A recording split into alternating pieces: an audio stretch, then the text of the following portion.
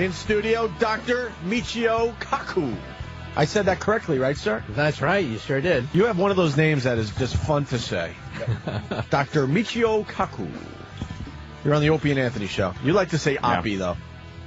Yes, we have a very famous little clip from you, famous to the listeners, that we like to play a lot, where you mispronounce my name because it's like a famous physicist or something.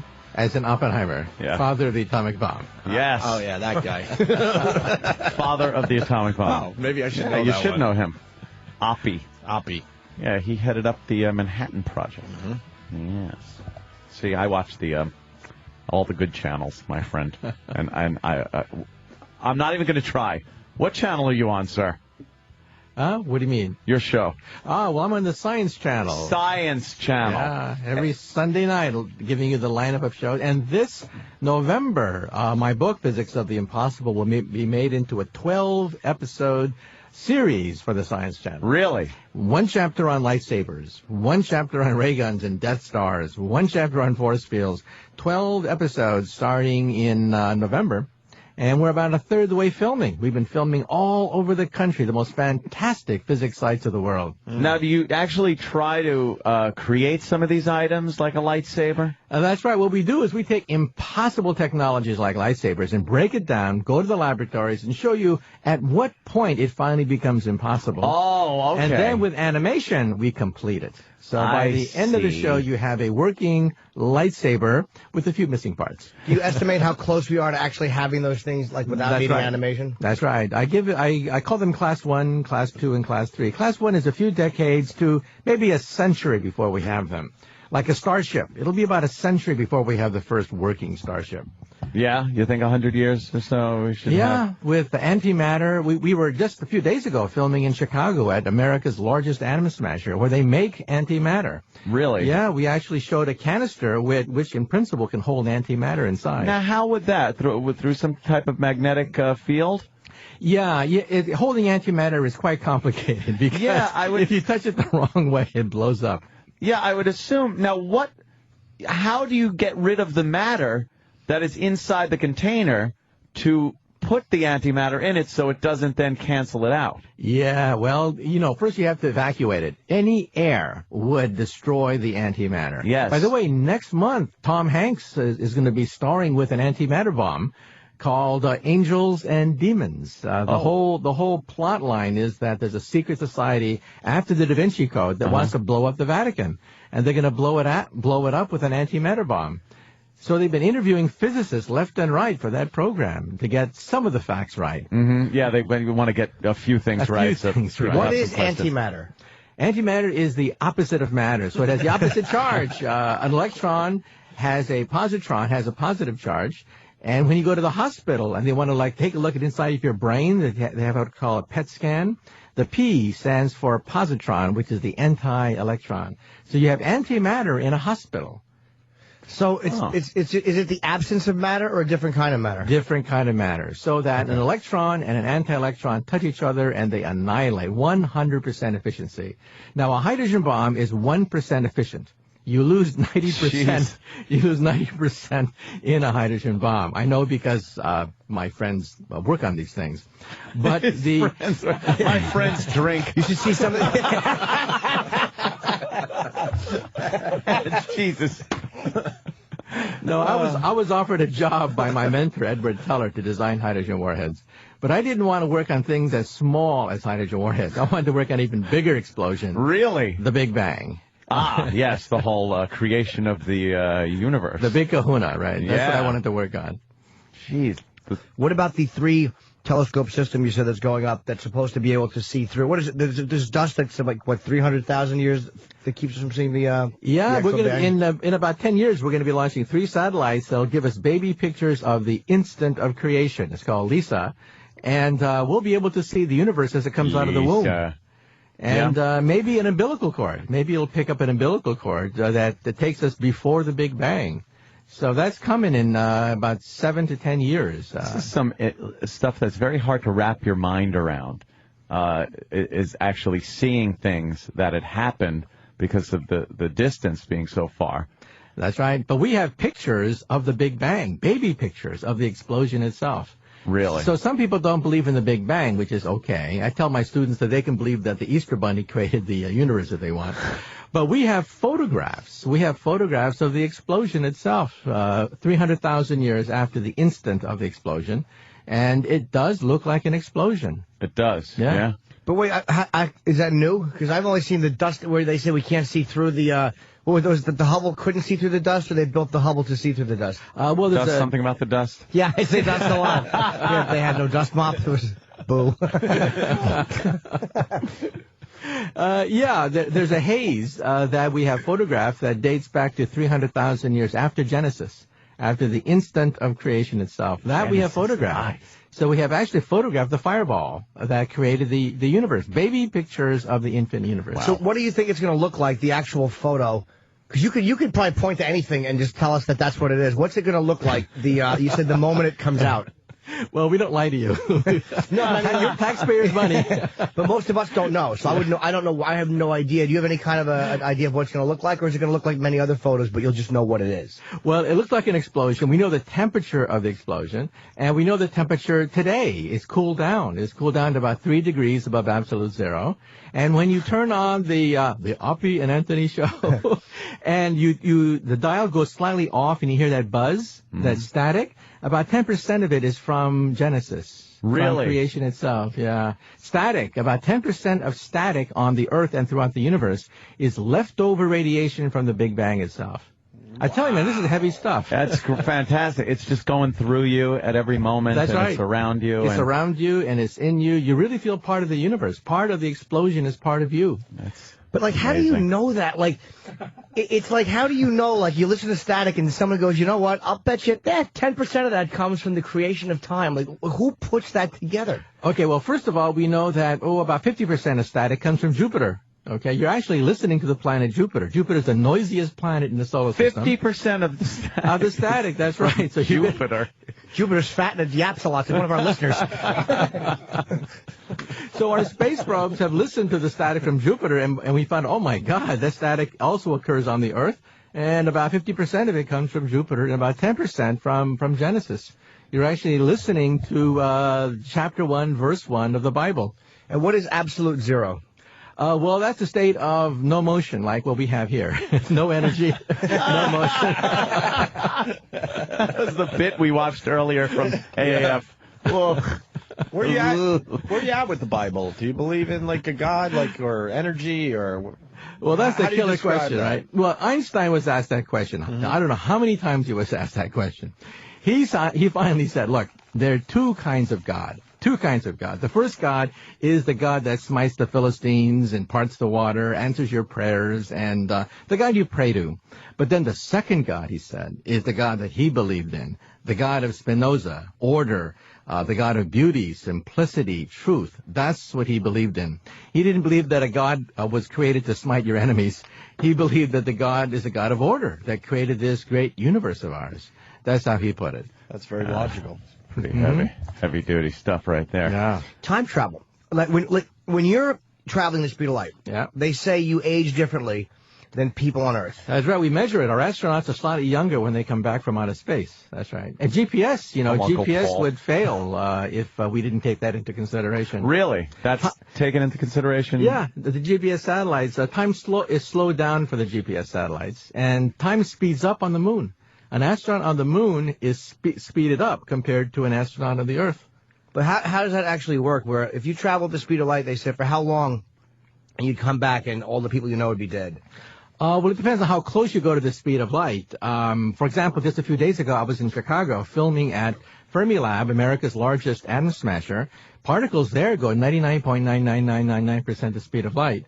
So if you got shot to Alpha Centauri, we would age maybe 100 years, while people in the spaceship going to the stars would only age a few minutes. Come on.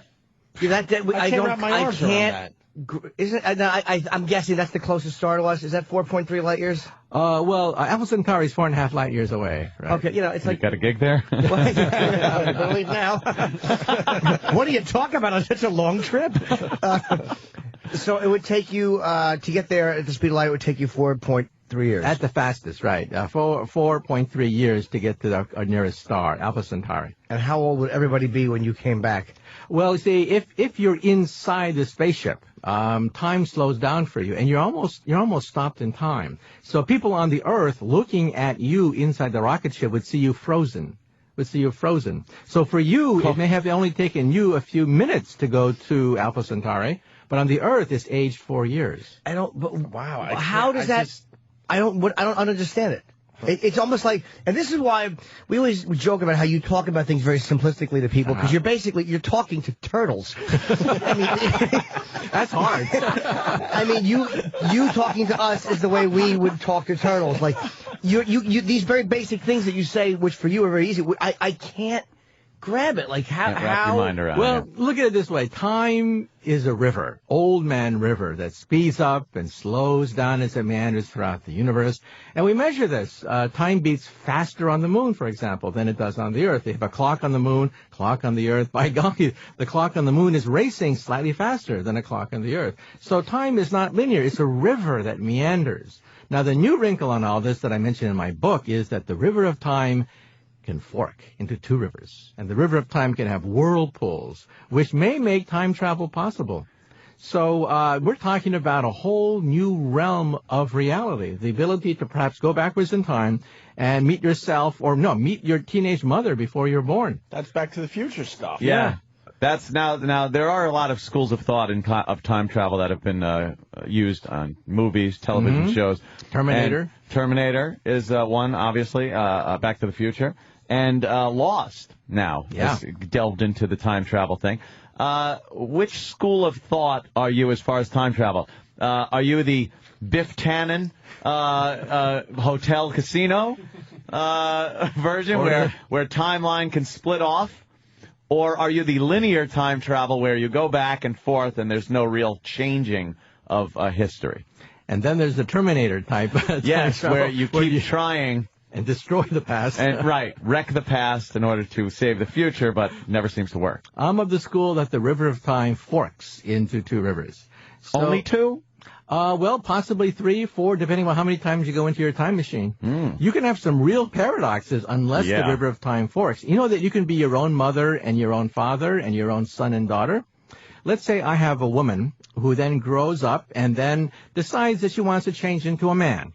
Then as a man, he goes backwards in time to meet himself as a woman, makes love to himself, has a baby. Then they take that baby backwards in time, who becomes the young woman. At that point, you are your own mother, father, son, daughter, grandfather, great-granddaughter. Can you imagine a family get-together? Just you in a room alone. No, you have all your mother and father and different people of different ages in the same room. And you have a food fight with yourself. Now, the paradox loop is very mind-boggling. Yes. When you think about it. And a simple example is going back in time and eliminating yourself as a child, killing yourself. Yeah. You would then cease to exist. That's where time forks into two rivers. That one and then the new reality. Hey, he's got it. Oh, my God. Jimmy. He's got it. Jimmy knows. Well, men of similar ilk, we think alike. Oh, Yes. really? Yeah. Does this open Two up carbon units. Does this open up the possibility of living forever, Doctor? No, because in your own timeline, you age. You age in your own timeline. From the outside, it looks like a time traveler lives forever. But he has his own clock. He has his own watch. And that watch says that he's aging. Okay. So time travelers will age. What about the 2012 theory? Well, you know, NASA. Is that the Mayan thing? And NASA Academy of Sciences just released a paper, it's all over the wire services, where they believe that in 2012 there could be, the sun could have a temper tantrum. There could be a tsunami from outer space that multiplies Katrina by a factor of a few thousand. And the property damage, according to this report, it's going to go to Congress. The damage could be up to $1 trillion per year. $1 trillion per year. Sounds like Obama's tax plan. But I kid. Okay. But some saying that's the end of the world, 2012. 2012 is where the next sunspot cycle peaks. The sunspot cycle is every 11 years. The sun actually flips in its pole. North Pole becomes South Pole, South Pole becomes North Pole, and it creates a burst of radiation which then hits the Earth and could literally wipe out our satellites, wipe out power stations. Food will rot because there's no refrigerators. Communications will go down. Your bank account, your credit card, all that information lost because computers will be fried. Trillions of dollars in property damage per year. It will take years to recover from something like that. And all the compasses that would just be obsolete. Yeah. And all the iPods and, anything electronic. So not the end of the world, just a real pain in the ass. A huge one. Inconvenience. No, we're talking about food riots. We're talking about starvation. We're talking about mass unrest, when people are literally starving in their apartment houses without any access to electrical appliances, credit cards wiped out, bank accounts wiped out. With all that said, let's not forget Y2K was a bust. So remember, we don't know if 2012 is going to be another peak in the solar cycle. All we do know is that it will be peaking in 2012. And in 1859, when we just had telegraph wires, there was a huge, gigantic tsunami that was documented. It wiped out a lot of telegraph transmissions in the United States. If that thing had hit the Earth, it would have paralyzed our satellites. It would have paralyzed our power supplies. It would have caused mass rioting throughout not just one country, but the entire world. Anything that depends on electricity. And back then, the telegraph went out. Yeah, back then why. they didn't know, and they didn't care. You thought it was the engines, I bet. And we're buying guns today. That's it. Stock up. Guns I'm all in now. Guns and stockpile food. Get in the bunker. Now, there are people that listen to you and think, like, he's nuts. He's just come these great theories, but you can't prove them because they're in the future. It's like there are people that will say, oh, he's just making stuff, which, I don't think you're making stuff up at all, but it's like, how do you prove it? You can't prove it because it's in the future. Well, that's why we're going to film it. We're going to Harvard, MIT, Stanford, Livermore National Laboratory, where they design hydrogen warheads. We're going to the laboratories, interviewing Nobel laureates, scientists about what they do. That they are working on the biggest laser beam ever constructed in history. They're working on artificial intelligence and robots. We're filming these people. And then, of course, we don't have lightsabers. We don't have ray guns. Why not? We ask them that. And then we do a little animation to show that in the coming decades, what a lightsaber would look like. What a ray gun would look like. A lightsaber. What is the point where you reach that, here's what we don't have? Well, the reason why we don't have jetpacks like in Jetsons, the reason why we don't have ray guns, the reason why we don't have hoverboards like in Back to the Future, it all points to one thing. We don't have a nano battery. We don't have a battery that you can put in your hand that can energize a ray gun.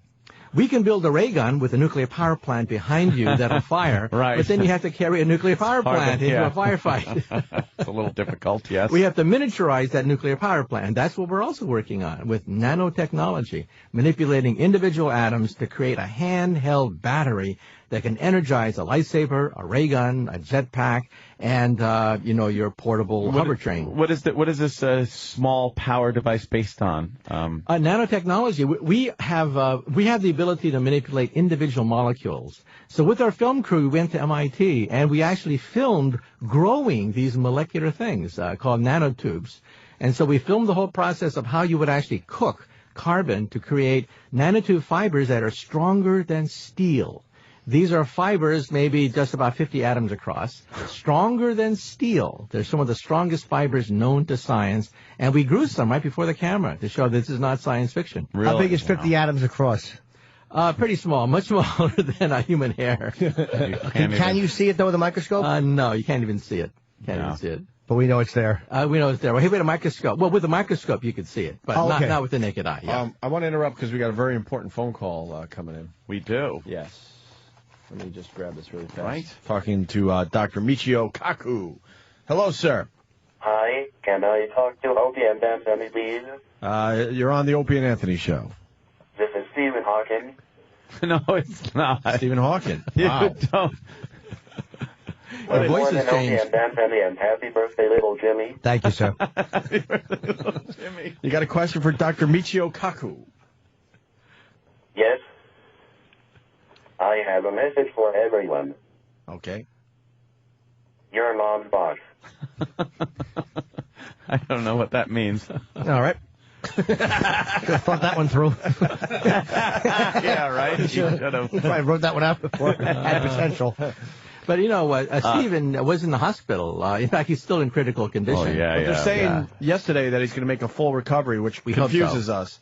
Yeah. Full recovery of everything or just his latest illness? Just his latest illness, Okay. right. Yes. He communicates, by the way, through facial gestures. He's lost control of his fingertips. Wow. He basically moves his eyeballs and moves his facial muscles. That's how he communicates with the world. So he thinks math. Like, that's why he's so impressive. It's like, math is bad enough when you're writing it down, but he thinks, he theorized black holes basically when he couldn't write, right? Well, he can't write anymore. He lost control of his fingers. So he dictates ideas to his grad students, and then they carry out the ideas. Well, they better be paying attention. Man, right? They better know how to read his eyeballs. Yeah, that telephone game is not fun. It always gets messed up. Sitting there taking notes, and you're just drawing eyeballs in certain directions. Are we getting everything we can out of Stephen Hawking's his brain? You think, or we're way behind because he's blinking out all this stuff? Yeah, well, I think he's peaked in terms of his ability to contribute original ideas because he can't move his fingers. Sooner or later, you got to get a sheet of paper and work out the consequences of your equations, and he can't do that. But you know, he basically is sort of like a North Star. He's sort of like a messenger giving us the agenda for the next 10, 20, 30 years for black hole research, Big Bang research. He lays out the big problems for us. So is he as smart as Einstein or smarter? Well, I think he's the most celebrated scientist since Einstein, but I think even he would say that Einstein outshines us all. Einstein, out of nothing, out of almost nothing, created relativity. What Hawking has done is he's taken Einstein's theory and tried to combine it with atomic physics. Now, there's something I want to ask you, too. It's like black holes, okay? They say if you're going into a black hole, if you're within the event horizon and you're getting sucked in, but they say somebody watching you from the outside wouldn't just see you getting sucked in and disappearing. Like if you're watching someone, like say you're 10 feet beyond the event horizon, what would you see if somebody kind of crossed over that and began getting sucked into the black hole? Okay, first of all, the event horizon is a sphere surrounding the black hole. It's the point of no return. So a black hole is like a roach motel. You check in and nothing ever checks out. So the event horizon is the boundary at which you check in and never check out again. As you approach the black hole, horrible things happen. First of all, the gravity squeezes you until you become a spaghetti, and then your atoms are then ripped apart, and this is called spaghettification.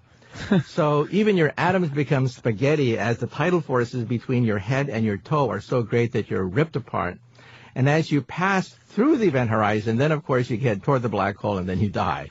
Okay, so the minute you hit the event horizon, it starts to pull you like that, like it's no point of no return. You can't get out again. And then the question is, what happens as you head toward the very center? And that's where the controversy comes in. We used to say there was a dot there and you would hit the dot and die. We don't say that anymore because we photograph these things and they're all spinning.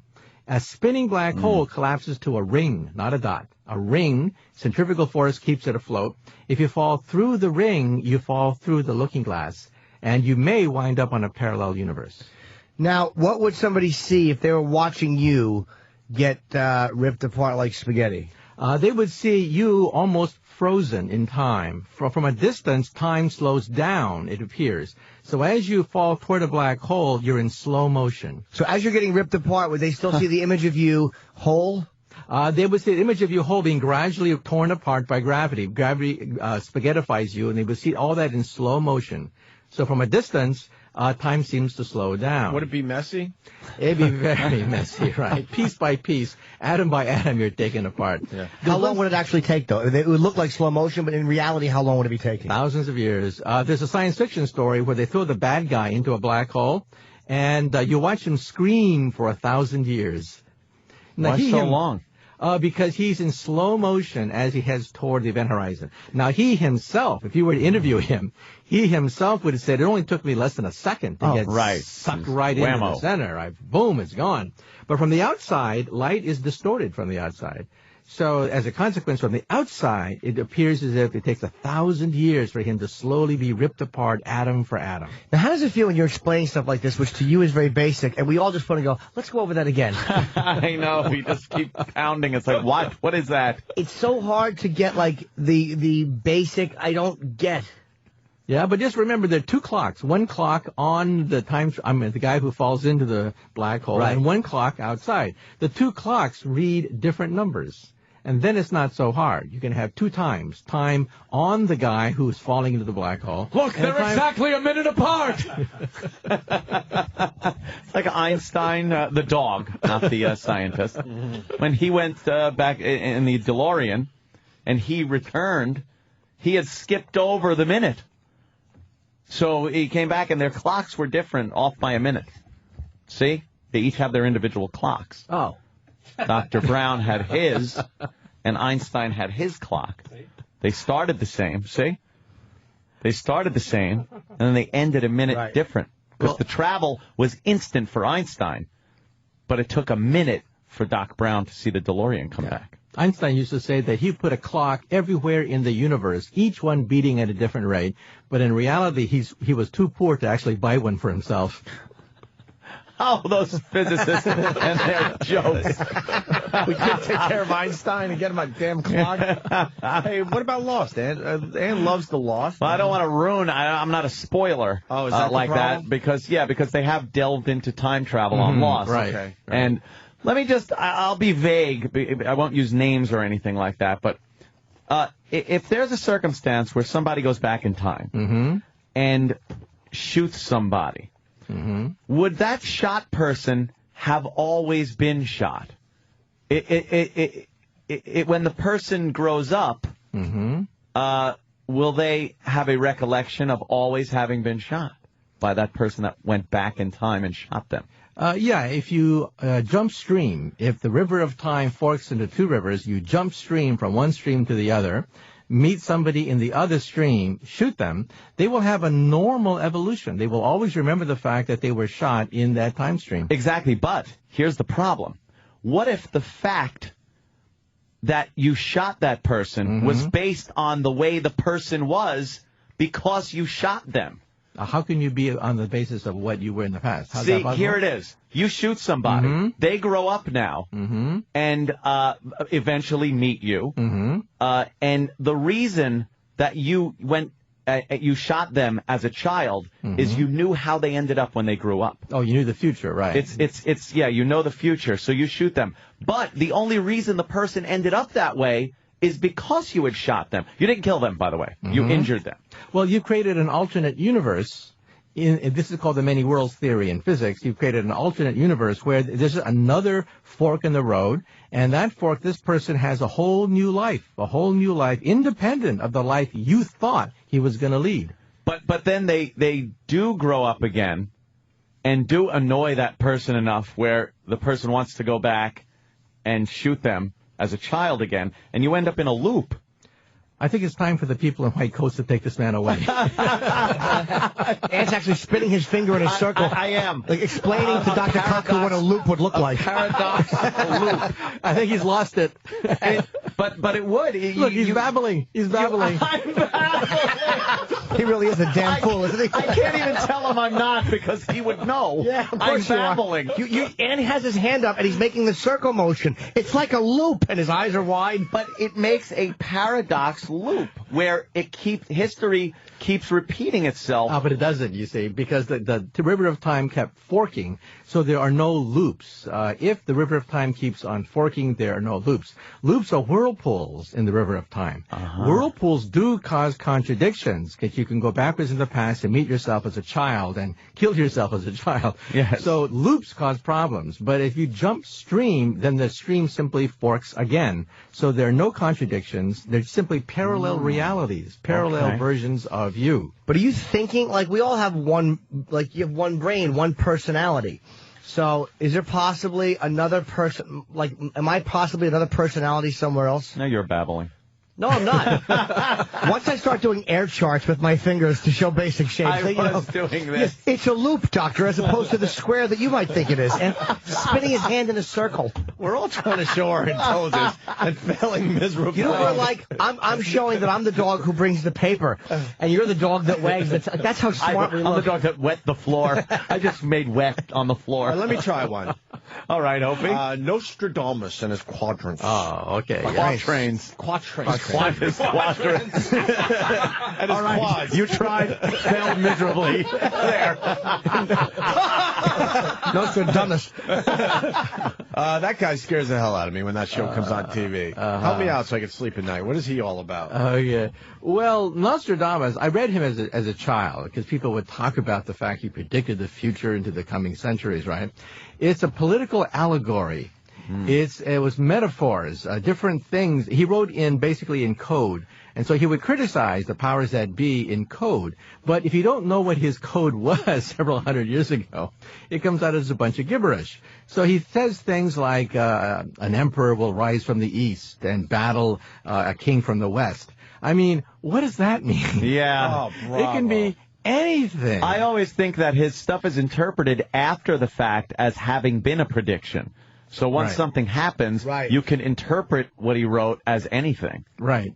And so people have taken Holy the cheese. same quatrain and given numerous interpretations for the very same quatrain. Right, yeah. And, which version you're going to choose. They're all allegorical, and they were political. He was actually criticizing the political elite of the time in his own code.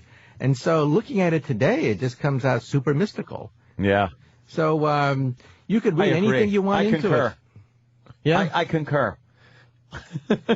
So you don't think it's possible then for him to have seen the future? Like with jumping rivers, is it possible to see the future? No, because the river of time is marching forward. You don't know what's coming. You can jump stream into the past, but going into the future is quite difficult. Now, is it possible that we will never time travel because if we were able to, somebody would probably come back to this time eventually, and we would have known that there would be time travel?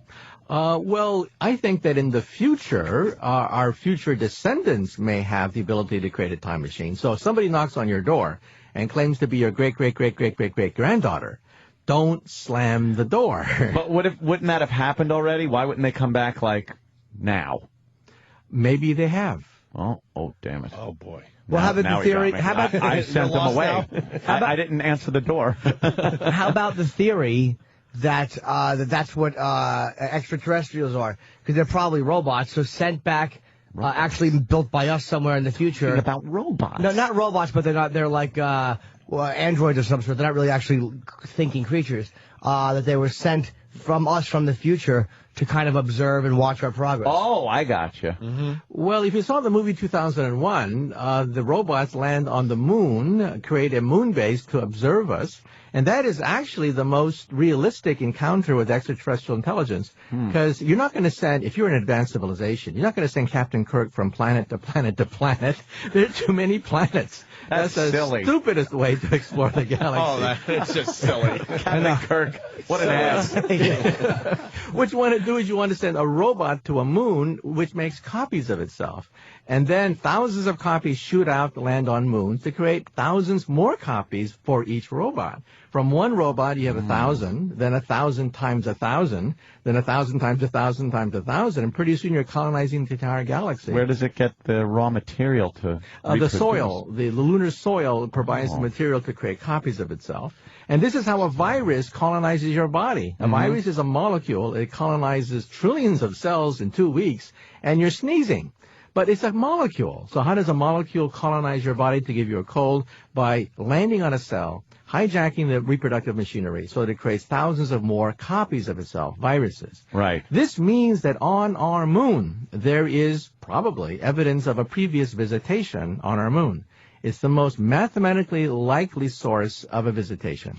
Can we go up there and get the evidence now? We lost the interest. We got 40 years. I hate that. We should go back. Better technology. What do you think? Go back to the moon? Should we go back as people or machines? I think as machines, because it costs $10,000 to about a pound of anything just around the Earth. That's your weight in gold. To go to the moon would cost your weight about $100,000 per pound. That's an awful lot of money to go to the moon. Yeah, that is. And how do we know they even hit that moon? They might have, who knows, those dumb aliens. They may have thrown it on one of Jupiter's moons and gone, all right, we got this area covered. And they're still waiting for someone to pop up on Jupiter. Yeah, I don't know. And you believe in aliens. I mean, we had an astronaut come out 2 days ago saying that the government's covering up. They want Obama to open some files. You have no doubt that there's other things out there. Yeah. In fact, just yesterday, it was announced that we have discovered the first Earth-like planet that weighs twice the mass of the Earth. It's too close to its mother star to have liquid water.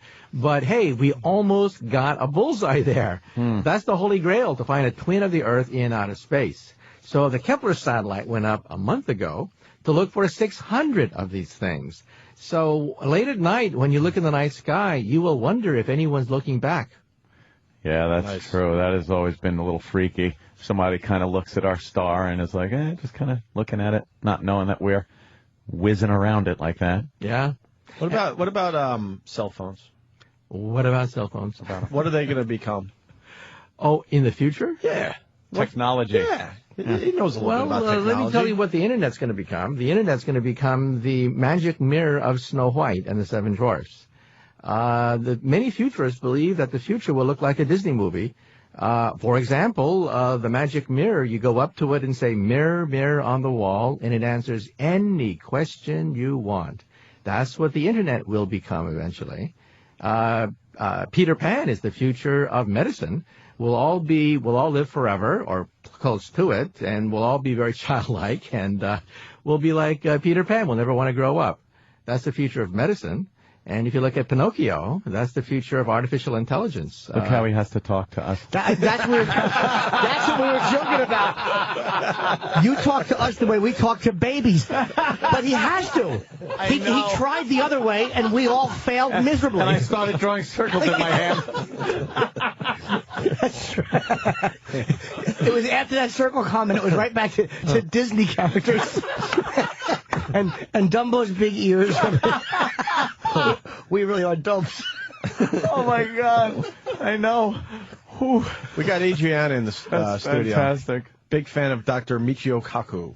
Oh. She's the VP of Marketing here at SiriusXM. Hi. Oh. Hello. Wants her book signed, but I'm wondering maybe she has a question for the great doctor. Maybe you have a little more intelligence than us. Yeah, maybe. Maybe. Yeah, is that hard? Yeah, exactly. Look at this being slammed by a genius. I love it. Sure, step on up.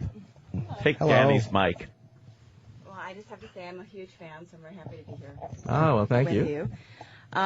Question. Wow, this is tough. First thing in the morning. I guess my question would be, what, in your opinion, is the most exciting advance in theoretical physics that we in this room will actually live to That's a good question. enjoy, appreciate? And that is. Well, what's coming very fast is invisibility. What? We made enormous breakthroughs in that field. Just 2 years ago, proof of principle was demonstrated at Duke University. This violated every single physics book on the planet Earth. We were wrong about invisibility. It is possible. And at Berkeley, we were filming the group that did it for visible light as well. So this may mean that... A producer uses it all the time. So wait, now invisibility works how? Like, is invisibility basically working like just masking you, or is it really making you not there? Really making you invisible. In other words, think of a boulder in a river. The water goes around the boulder and reforms at the other end. If you're downstream, you don't know there's a boulder upstream. So same thing with Harry Potter. Light would go around Harry Potter, reform at the other end. And if you put him in a cylinder, for example, the light would follow the cylinder and reform the other end. Now, there are a lot of problems we have to solve. Harry Potter inside the cylinder cannot look outside. People looking in see nothing, but he cannot look outside. He has to drill 2 holes. So from the outside, you see 2 eyeballs floating in midair. For Jimmy. And that's how you know that Harry Potter is there. But you would see a little bit then. You see 2 eyeballs floating in midair. That's the holes he drilled through the cylinder to see out. Yeah, that's how you're inside the cylinder, and that's how you can see out. So this is coming very fast now. How long do you think for that? 50 years? No, just I think within 10, 15 years, we should have working prototypes that you can actually play with. Now, we have a comedian who comes on named Bill Burr. He's a big conspiracy theorist. But I actually tied in something you said to what his paranoia, which was he was talking about how, like, when you look at the way the banks are collapsing and all the monetary stuff, it looks like it's going into one giant world government. And he was saying it's this crazy conspiracy and it's negative. But I started trying to explain your theory of going from type 0 to type 1. Whereas though maybe there's greed involved with it on some level, there is a certain natural progression going towards just becoming one planetary group. I think it's inevitable. Unless we blow ourselves up, we will become a type 1 civilization in about 100 years. The Internet is the beginning of a type 1 telephone system, a planetary telephone system. The European Union, when you talk about the economy, is the beginning of a type 1 economy. You got NAFTA, the European Union. English will be the planetary language. It already is the language of elites. And we're seeing the beginning of a type 1 culture. Rock and roll, blue jeans, rap music. That's the beginning of a type 1 youth culture. That's planetary. But is that stuff all, like, a lot of people tie that into something being negative, too. Like, a couple of, these elites will control the banking. They'll control us through controlling the banking. How do you kind of say that, no, that's a good thing, that's not a negative control the sheep thing? Well, take a look at the Internet. At first, we thought maybe the Internet would be like 1984. It could have gone 1984, but then the Soviet Union broke up, so the National Science Foundation gave the Internet away. The Internet is for free now as a consequence. 1984 is impossible. It is impossible to have a handful of people in a room control the world because the Internet has decentralized opinion. Decentralize the way people meet, decentralize the way people interact. That's irreversible, I think. So we're headed for a planetary civilization that's more democratic. Now, terrorism. Terrorists really hate going to a type 1 civilization because a type 1 civilization is multicultural, multi-ethnic, progressive, scientific, not religious. And terrorists would prefer to live in a type -1 society where they don't get their energy from dead plants, oil and coal. They get their energy from campfires and maybe camel dung. Right. It's like playing some of those video games where you have to kind of evolve yourself from picking up sticks and stuff to buildings and better weaponry. Yeah, so I think it's inevitable that we're going to become a planetary civilization. And then beyond that, type 2, stellar, like the Federation of Planets. Star Trek is a type 2 civilization.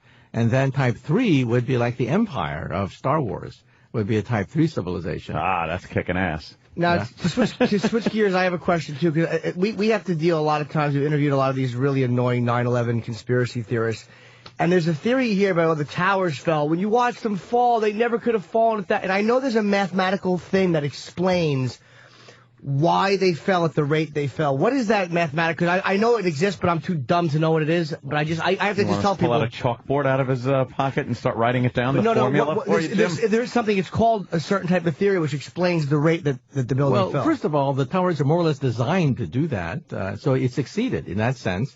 Otherwise, the towers would have tipped over on its side, in which case you would have wiped out most of Manhattan, Lower East Side, Wall Street. So they were supposed to basically collapse like a pancake downward. Now, some people think that maybe explosives brought down the World Trade Center, but explosives are placed on the bottom of a building. The World Trade Center collapsed from the top, not the bottom, showing that explosives were not involved in the collapse of the World Trade Center. And then some people say, well, fire does not melt steel. Therefore, it must have been George W. Bush who brought down the World Trade Center. Well, of course, fire cannot melt steel. Fire weakens steel. And that's all you need. Yeah, that's all it had to do. That's all it had to do was weaken the steel to make the whole thing buckle one by one by one. What was the, not to interrupt you, but what was the stuff? Because it looks like there's, people go, look at the video, there's liquid coming out of the building. See, that's melted steel. What is that looks like something melted steel which couldn't happen? Well, it's not melted steel. It's softened steel, but lots of debris came out, and there was all sorts of stuff inside the World Trade Center. It was a working metropolis with thousands of individuals. So as it went down, if you look at the videotapes, you can't really tell what was coming out because it's too small and the resolution of the tape is not very good. The point is, it went down according to the laws of physics, and it was more or less designed to do that. What was the theory? Like they say, does it get faster as it's coming down? Slightly faster, but not much faster. It's free fall. The building was basically in free fall. because there was nothing preventing. In other words, this building is basically air. If you think about it, a building is basically air. Like, why can battleships float if battleships are made out of solid steel? And the answer is they're hollow. Same thing with the World Trade Center. The World Trade Center was basically hollow. So as it collapsed, it could collapse more or less at the rate of free fall. Okay, because they say that there was that it shouldn't have collapsed as fast. Yeah. Is that the argument people make, that it shouldn't have collapsed? Yeah, but it did. And it does. If you take a look at even buildings that are collapsed with dynamite, they collapse very fast because the supports collapse. Once the supports collapse, you're in free fall. Is there a name for the mathematical explanation as to the rate? What is the name of Well, it's basically free fall because each layer was getting heavier and heavier as it going down. The supports offered no resistance.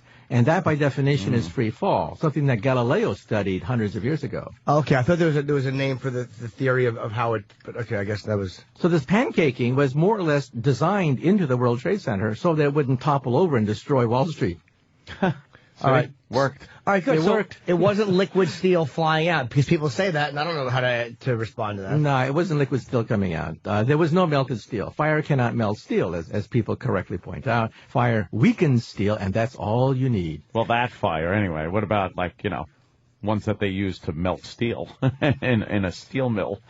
Yeah, that's hotter. They use coal, charcoal. Charcoal will go to very high temperatures, while ordinary paper cannot reach the melting point of steel. Yeah. Now, you say, you talk about eventually we're going to have, people want to just go, just disappear and appear somewhere else. Teleporting, right.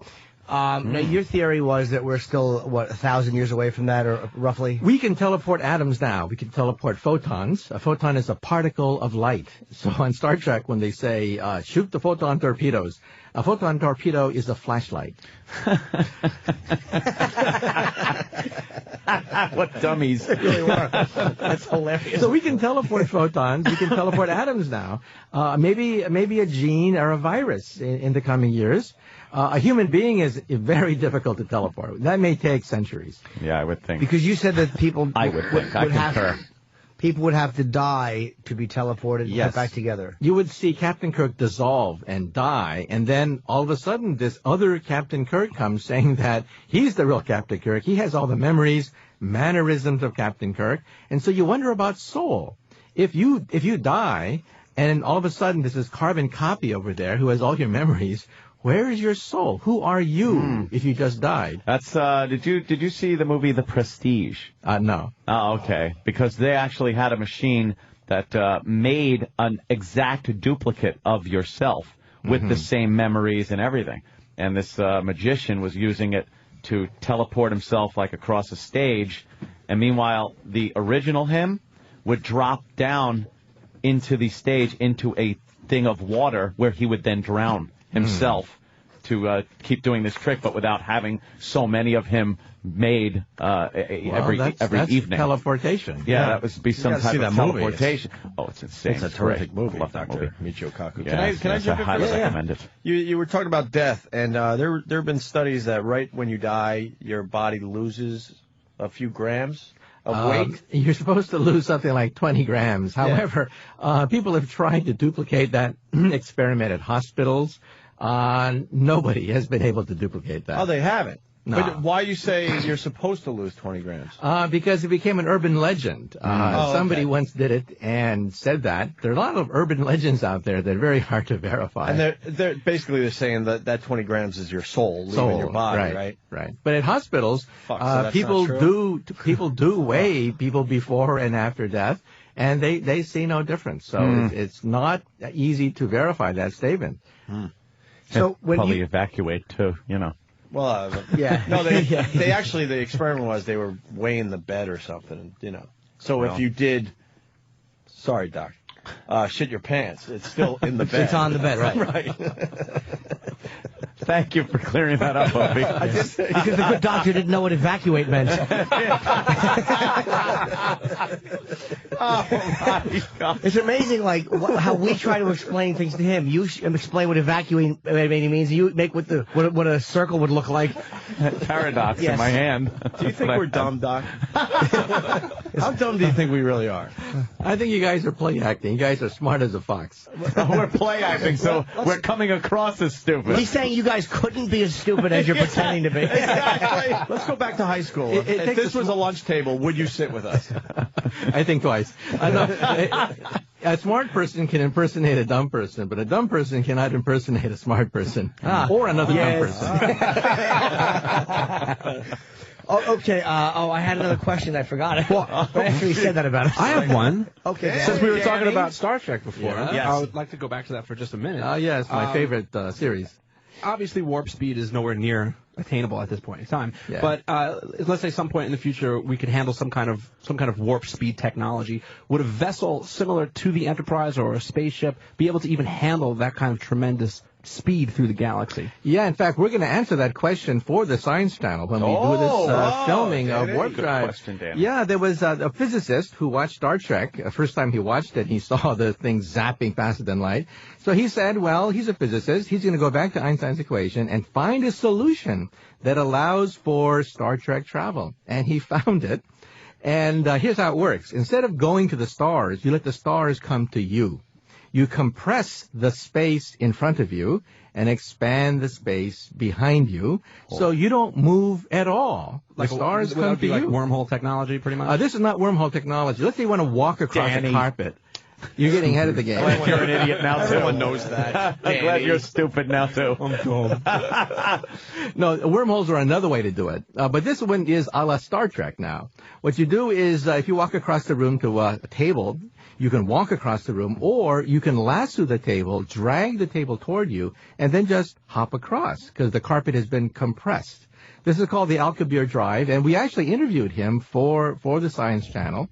And he gave us a workable blueprint for what a starship may look like. Wow. Now, not that I want to disagree, but what if you're compressing the air and actually pulling something? Space. Yeah. Yes, pulling. Yes, space. There's no air in space, Jim. No, I know it's a vacuum, Dan. What if there's two people? What if there's one table and you and I are across the room and we both want to do that at the same time? How do we both pull the table without ripping it apart? Well, you'd have to fight. Yeah, I mean, if the two starships got too close, then you would have interaction effects. You may have a collision. So the starships would have to be separated a little bit. What you do is you create a tube just like, in Star Trek, where you go shooting down the tube by compressing the space in front of you, in front of the tube. That's how it works. Think of one of those, escalators at airports that drag you horizontally. Yes.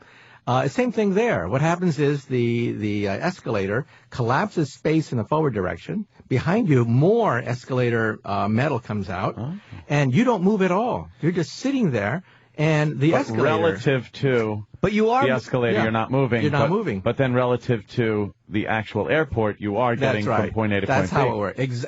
By golly, he's got it. But he's got it. Redemption. You want to draw little steppies on your hand? Yeah, let me do that. Let me do this. Yeah. But wait. I'm confused. The escalator wouldn't act as a ship which is transporting Jim, you? do you want me to tell you again?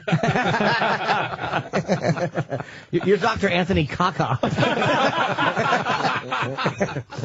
So the escalator pulls you along by compressing the space in front of you, expanding the space behind you. You don't move at all. You're just sitting there on the escalator, minding your own business, being skyrocketing to the stars. So if someone from the north and if someone from the south were both attempting to do this at the same time, well, you may have a collision then. to get to a planet, to pull a planet, let's just say, and if you're pulling a planet, wouldn't you be pulling everything behind it? So if you're pulling a planet towards you, aren't you going to be pulling the guy waiting on the other side of the planet who also wants to pull the planet towards him? How do things not get ripped apart? Well, yeah, you got to be careful. I mean, you don't want to get too close to another starship that wants to go to the same destination at the same time. But I should point out that the main drawback of this is the fuel. The fuel requires something called negative matter or negative energy. And if you watch the program Lost, that's also what drives the Lost program. All the bizarre machinations of time in that are due to a negative matter meteorite of some sort that landed on the island and moved the island. So this is a very rare substance, negative matter, negative energy. We've created some of it in the laboratory. On Star Trek, they call it dilithium crystals. Yeah. The dilithium crystals make everything work. In physics, we give it a different name, negative matter and negative energy. Do you know what Lost is all about? Like, what they're trying to do there? Somewhat. Because everyone has their theories on the internet. I mean, what do you think the whole show's about? Well, Popular Mechanics actually asked me to write several essays explaining the science behind Lost, if there is any. There's one episode where this elderly woman goes to a pendulum and begins to explain the whole thing. That the island is special. There's something on the island that allows them to create a tunnel network to other points, and that's how they're able to move the island, and by going through the tunnel, they're able to go to different points in space. That something on the island is probably a negative matter meteorite. Probably a meteorite that's landed into the island. Negative matter allows you to create gateways to other points in space and time, and that's what drives the entire series. That's why you have these bizarre things happening when people go backwards in time and meet themselves and stuff like that. He's got to figure it out. Yeah, he does. That's why I block my ears. Yeah, and because I'm still in the I'm in the beginning of season 5. Oh, what a great show! Only a theoretical physicist could figure that out. And I want to ask about ghosts. Okay. Do you believe in ghosts? No, but at the turn of the century, many people believed that ghosts lived in a higher dimension. If you are looking down on a tabletop and there are two-dimensional people living on a tabletop like Cookie Men, you would have the power of a ghost. You gotta use the term. I love Cookie Men. Cookie Men. And you know this is all going to be part of a promo sometime in the future. Yes. All right. So we're looking down, two-dimensional. You would have the power of a ghost. You'd be able to walk through walls. You'd be able to disappear, reappear by simply hopping over any partition on the tabletop. You could do anything that a ghost could do. So 100 years ago in England, many theologians said that ghosts live in a higher dimension. That's where they probably are. Now, since then, we kind of forgot the idea of higher dimensions, but now we're bringing it back in terms of string theory. In fact, at the Large Hadron Collider, opening up this summer, the largest machine of science, we hope to open up particles from the 11th dimension. So this is really hot stuff now. We think that the Big Bang took place in a higher dimension, and these higher dimensions are not science fiction. Ghosts don't live there. Strings live there. So, like, how would you have explained that? Like, you're talking to complete layman, so you explain it very well. Layman, that's... Yeah, exactly. I'm a Being Cookie nice. Man. Yeah, exactly. Cookie Man, yeah. But he really did have to resort to, because he probably is, like, thinking, all right, these idiots probably like cookies with faces on them. And he's right, we do. They're delicious, and they're fun to look at. How would you have explained that? He's looking at his watch. He's like, I've had enough of these boobs. Idiots. How would you have explained that to say if you were talking to another theoretical physicist and he had asked you that? How would you, because you wouldn't say that to him. How would you have said that? We'd use it mathematically. We use the shorthand shop talk. So when two physicists get together, you wouldn't understand a word we say. So everything is a bunch of shorthand for equations. So how would you say that to me if I was another physicist? Like, just say I was listening for a second. I'm just curious as to what that level of conversation is, which I know is... Well, we have something called M-theory, membrane theory, in which we have all the mathematics of 11 dimensions, and we look for classical solutions of these things, and then compare it with the data from the Large Hadron Collider. So this is coming very soon. Like I said, this summer, we're going to be comparing the data from the Large Hadron Collider with the predictions from string theory and M-theory, and this can send shockwaves around the world that we have, quote, read the mind of God. What is the M-theory mathematically? Is that too long to say? Yeah, it's a theory of membranes that vibrate in 11-dimensional hyperspace. Oh, shit. Oh, no, I knew that, but I was asking for the audience. Here's two physicists talking. What? I don't understand a word he's saying. I think we got to get him out of here. When did you finish the 12th grade? When did I finish the 12th grade? On time. You weren't one of these, I'm 6 years old and I'm already in college guys? No, I really didn't want to do that because I saw some people do that. They were kind of immature. And the danger is that you accelerate so much that your immaturity comes out and that it really retards your social integration. People think of you as being weird and you're shunned by your peers. You lead a lonely life. We had one of those in my high school. He was like 12. He was like 6 years ahead. What's your guilty pleasure? Enough with this. Yeah, it's a good question. What do you like to do when you're not being a brain? Something that isn't very... Something you wouldn't think somebody of your, intelligence would enjoy. He knows what a guilty pleasure is. When I was a kid... I was going to start explaining it like Cookie Man. A pleasure, but with guilt. Well, when I was a kid, I used to watch Flash Gordon on TV, and George Lucas, too. If you watch Star Wars, it's a clone of Flash Gordon. Yeah. So even today, I get a thrill watching all these science fiction movies. I mean, I groan when they get the facts wrong. When they have rocket ships going, you in space. Yes. There's no air in space. Smoke rockets is coming out the back. Rockets do not bank in outer space. Jets bank because there's air, but rockets zigzag in outer space. But, I get a guilty pleasure because, hey, the special effects are neat, right? You get to see a glimpse of one man's conception of the future. So, I've seen them all. I've seen all the science fiction movies. Very different than Jimmy's guilty pleasure. Jimmy? It's kind of like the same thing, except with myself, I would probably say that men in dresses don't zigzag in space. I see The Good Doctor all the time. I don't want to give the wrong impression of myself. I'm a gentleman. Yes. All right, well, so are the people you're with. That's not true at all. I happen to like girls. Sometimes we all make mistakes. The book is, I actually have the book, and it's great. It's like you're reading. Is it easy to read? It really is. There's parts of it, like the... Are there pictures? Yes, there are. And there's Beyond Einstein's a good book, and this one is Physics of the Impossible, a scientific exploration into the world of in the world of phasers, force fields, teleportation, and time travel. It's in paperback. There's been some updates, so if you have it, there's actually updates to the hardcover. And it's really cool to read this stuff because it's like there's once in a while he does get into the math of it, and like there's certain things he's explaining, M equals pound sign hat, and you're like, all right, I'm out. But with that stuff, you just kind of glance over because I will never be able to grasp that. But when you walk through the other stuff, it is actually you can comprehend what you're reading. Yeah, that's which is important. Amazing. Yeah, that's very important. And it's a lot of pop culture stuff, which is good because a lot of people are interested in that and the workings of things like phasers and lightsabers and whatnot. And like I said, it hit number 10 on the bestseller list, so somebody's buying the book. Nice. For a book on theoretical physics to hit number 10 on the bestseller list. That's cool. I mean, it's not quite as good as 4, but I mean, it's still very impressive. You can count. Great sense of humor. No, I hit number 4, but it was a long time ago. Jimmy, you got the plug sheet. Yes, I do. The TV show? Yeah, the TV show. Well, first, the website is mkaku.org. This is how you spell it. MKAKU. If you just Google Michio Kaku, you'll find him online. There's all these great talks you give explaining, the planetary 0, 1, 2, 3 planetary types and all this stuff. And it's Sci-Q Sundays, 8 to 11 on the Science Channel. And that was when your show is? When does your show start? Well, the book itself will be serialized this November. Okay. So 12 episodes on the Science Channel. Each episode, ray guns, force fields, time travel, warp drive. That sounds good. And you work here in New York. You are you work at NYU. City University of New York. That's right. And you are, you are? Henry C. Mann Professor of Theoretical Physics is the official title. So is there anybody higher than you in physics at the school? No.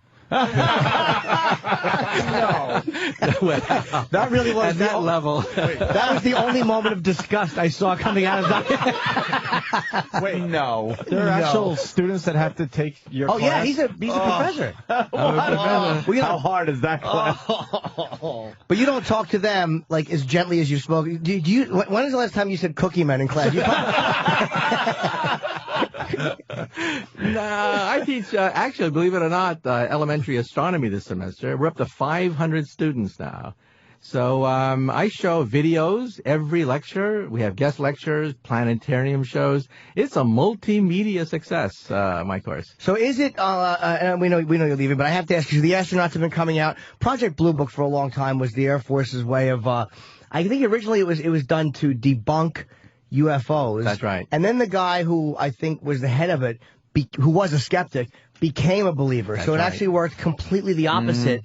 And what was it that caused him to become a believer? Was it certain unexplainable videos? Just the sheer volume. You see, for a physicist, we can explain, 95, 96, 97% of these sightings as the planet Venus, radar echoes, weather balloons, meteorites. Swamp gas. But it's the remaining 2 to 3% that really give you the willies.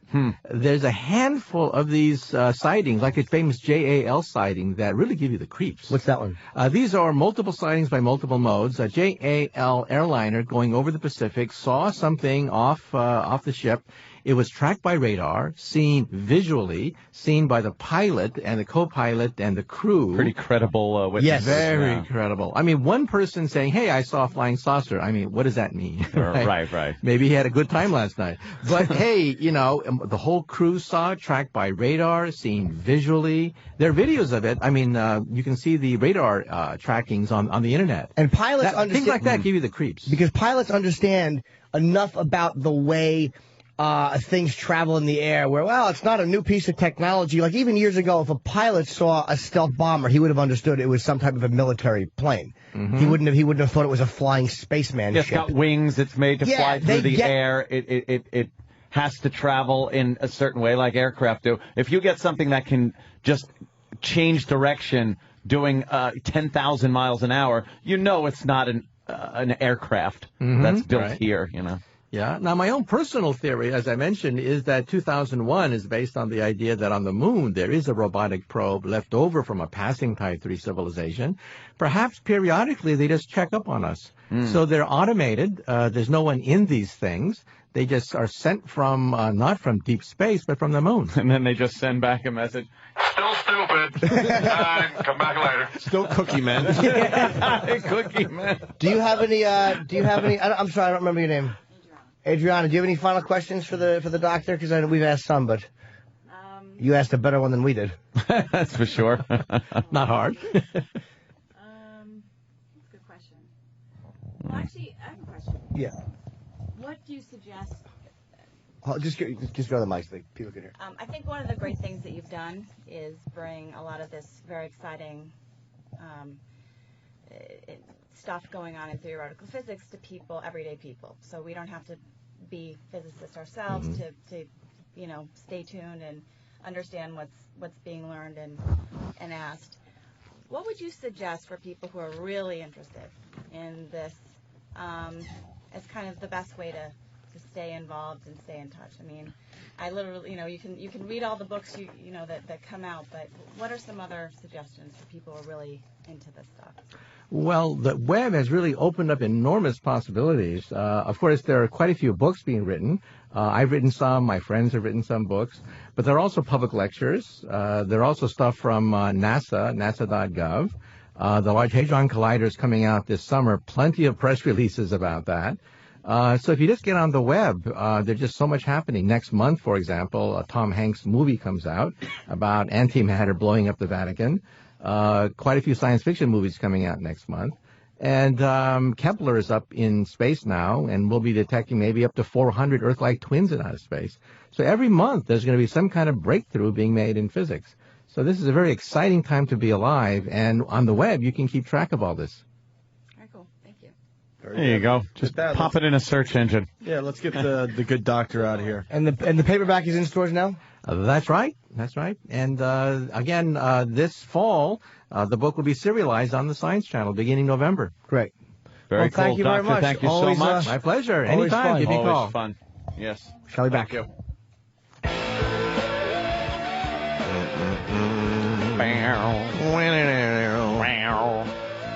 M equals # hat will make me laugh all day long today. Imagine if that actually is the secret of the universe, and Jimmy just blurted it out. Well, now the physicists out there have to kill him because, Jimmy knows. That's how I like to see it play out. What? I'm asking to sign something just for a friend of mine who's leaving. Who's leaving? Can I see the picture, Jimmy? Why is Francine calling me? I'm on the radio. Jimmy, can I see the picture, please?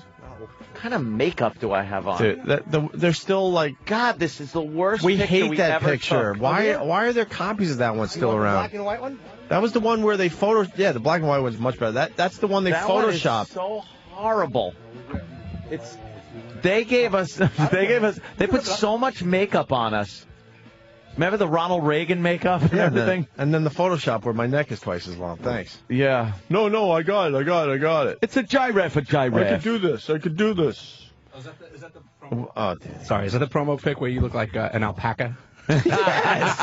Yes. Alpaca. Oh, Michio is on Twitter. Look at that. Is he?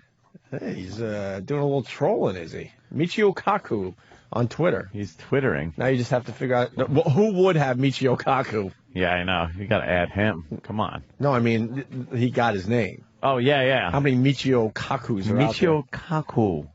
Opie and Anthony. Opie. I like having that guy on. I'm glad Jimmy brought him to the table. I love it. Yeah. Because we're like, fuck, who the fuck wants to talk to a physicist?